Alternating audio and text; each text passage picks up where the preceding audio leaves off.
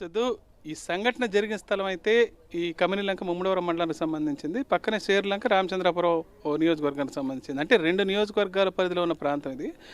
గోదావరి జిల్లాలో ఎక్కడైనా సరే గోదావరి పాయలు అనేక ఉంటాయి. వీటి మధ్యలో లంకలు ఉంటాయి. ఈ లంక గ్రామాల మధ్య రాకపోకలు అనేవి సర్వసాధారణం. బోట్లలో ఎప్పుడు నిరంతర రాకపోకలు సాగిస్తుంటారు. స్థానికులకి ఇక్కడ గోదావరి వడి, వేగం, లోతు మొత్తం వ్యవహారం అంతా తెలుస్తుంది. వరద వచ్చినప్పుడు ఎలా ఉంటుంది, సాధారణంగా ఎలా ఉంటుంది. ఇప్పుడు వచ్చిన ఈ యువకులంతా బయట ప్రాంతాల నుంచి ఒక శుభకార్యం కోసం వచ్చి ఇక్కడ గోదావరిలో స్నానం చేయడానికి దిగారు. గోదావరిలో కూడా దాదాపు 20 మీటర్ల మేర 2-3 అడుగుల మేర మాత్రమే నీళ్లు ఉన్నాయి. తర్వాత ఒక్కసారిగా 20 అడుగుల లోతు రావడంతో అందులో పడి తిరిగి బయటికి రాలేని పరిస్థితి ఏర్పడిందని ఇప్పుడు గాలింపు చర్యలు కొనసాగిస్తున్న అధికారులంతా చెప్తున్నారు.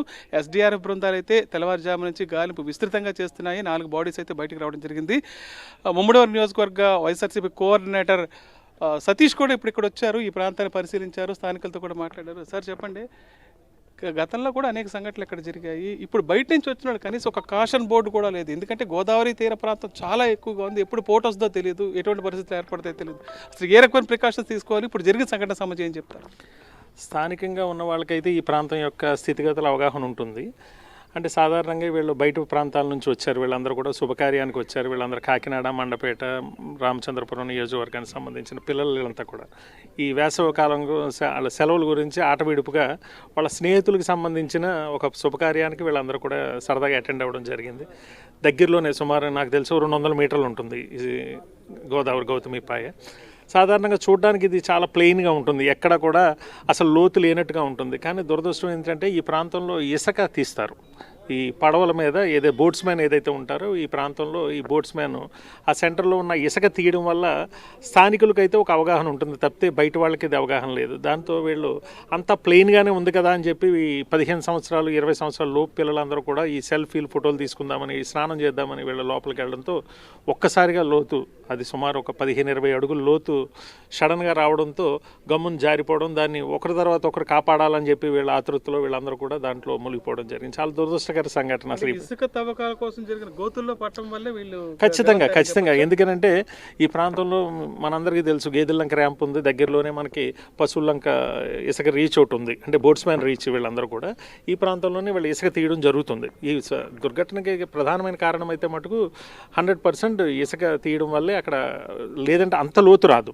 అంటే సాధారణంగా ఆ డిఫరెన్స్ ఒక 5-6 అడుగుల డిఫరెన్స్ వస్తుంది తప్పితే మీకు ఆ డెప్త్ అనేది ఒకేసారి 15-20 అడుగుల లోతు అనేది ఆ ప్రాంతంలో ఇసుక తీయడం వల్ల డెఫినెట్గా జరిగింది. అంటే ఎవరు ఊహించం ఇట్లాంటి దుర్ఘటన జరుగుతుందని, ఎవరు ఊహించం. ఈ ప్రాంతంలో ఎవరు కూడా, అంటే సాధారణంగా ఇది రేవు కూడా కాదు, అంటే జనావాసాలు డెఫినెట్గా. అంటే బోట్స్ మ్యాన్ ర్యాంప్ ఏదైతే ఉందో ఇవాళ దానికి ఏం పర్మిషన్ లేదు, అక్రమంగానే ఎక్కడ పర్మిషన్ లేదు. వాళ్ళు అక్రమంగానే తవ్వుతున్నారు, అక్రమంగానే జరుగుతుంది. ఇదంతా దందా అంతా జరుగుతున్నది. ఇదందరికీ జగమెరిగిన సత్యం ఇది.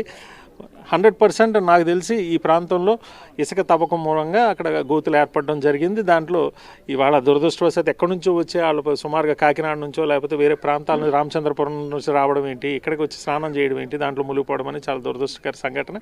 ఏదేమైనప్పటికీ ఈ సంఘటన మీద ప్రభుత్వం ఖచ్చితంగా స్పందించాలి. అందరూ ఒక్కొక్కరు 2 కొడుకులు, నిజంగా వాళ్ళందరికీ కూడా ఎన్నో ఆశలతో వాళ్ళు పాపం వాళ్ళ పిల్లల్ని చదివించి వాళ్ళకి భవిష్యత్తు ఉంటుందని చెప్పి ఎన్నో కళ్ళు కన్నారు. ఆ భవిష్యత్తు అంతా కూడా ఇవాళ ఇలా జరగడం వల్ల, ప్రభుత్వ వైఫల్యం వల్ల ఖచ్చితంగా ఇవాళ ఇది నష్టపోయారు. కాబట్టి ప్రభుత్వం ఖచ్చితంగా ఆ కుటుంబాలను ఆదుకోవాలి. ఇక్కడ ప్రధానమైన విషయం ఒకటి పొన్నాడు సతీష్ మనకు చెప్పారు.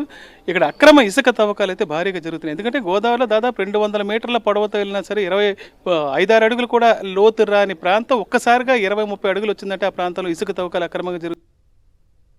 ఆ ప్రాంతంలో స్నానానికి వెళ్ళి వాళ్ళ ప్రాణాలు కోల్పోయారని చెప్పడం జరిగింది. ఇది